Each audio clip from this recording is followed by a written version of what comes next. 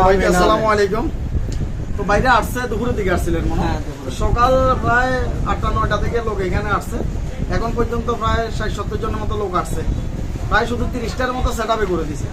শুধু কন্টেন্ট মনিটাইজেশনের সেট আপে করে দিছি।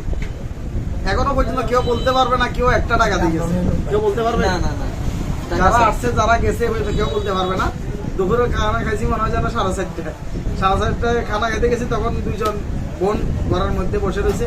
তাদের কাজটা করে আবার বাইরে আসছে সবাইকে কাজগুলো করে দেওয়ার জন্য। তো এটা হচ্ছে আসলে আন্তরিকতা, ভালোবাসা। আর কিছু কিছু ভাই বন্ধু আছে দেখা যাচ্ছে যে আপনারা নিজের স্বার্থটা খুঁজেন, অনেকে টাকা চুক্তি করে কাজকর্ম করেন, তাও ভুল করে দেন। মানুষের উপকার করা তো দূরের কথা, একজন মানুষের ভুল করে দেন। যেমন বাইরেও কাজটা ভুল হয়ে গেছে।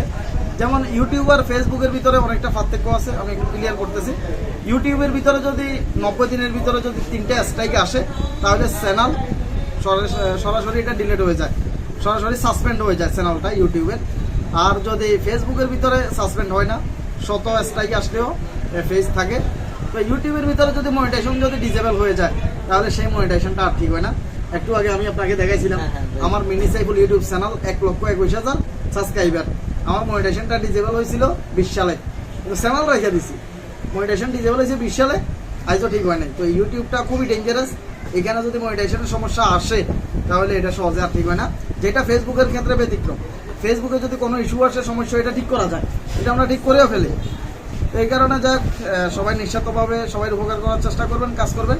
তো বাইর জন্য শুভকামনা থাকবে। ভিডিওটা সবাই একটু সাপোর্ট করে দেবেন। তো আল্লাহ হাফেজ, আসসালামু আলাইকুম।